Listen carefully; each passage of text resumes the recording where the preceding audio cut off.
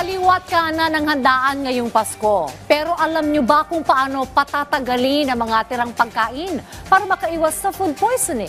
Yan ang ulat ni JB Santiago ng IBC 13.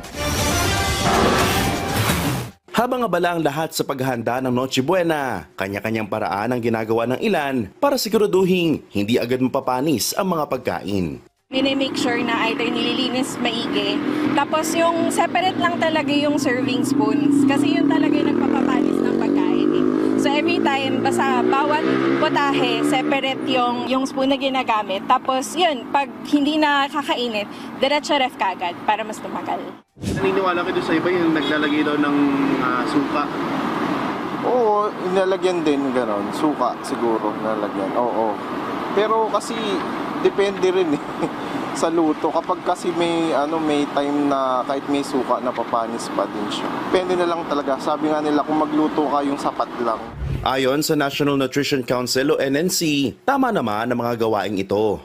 Pero may iba pang dapat tandaan para masigurong ligtas ang pagkain ngayong Pasko.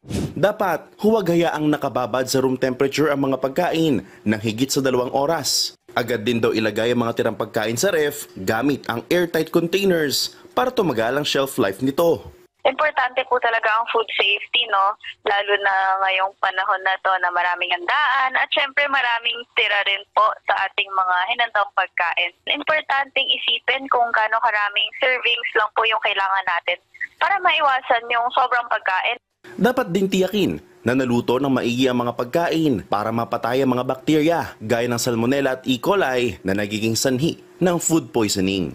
Kung makaranas po tayo ng symptoms ng food poisoning, una po sa lahat ay huwag po nating pigilan ito kasi yung pagsusuka o yung pagtatae po ay ang natural na response ng ating katawan. Kung siguro medyo concerning na rin po ang ating symptoms at hindi na kinakaya, it's best po talaga to consult a doctor, to go to the emergency room para po matugunan ng maayos ang ating symptoms. Ngayong Pasko, mahalaga ang tamang paghahanda at pag-iingat sa pagkain. Sundin ang mga payo ng eksperto para masigurong ligtas at masaya ang Noche Buena ng buong pamilya. Mula sa IBC 13, JB Santiago para sa Balitang Pambansa.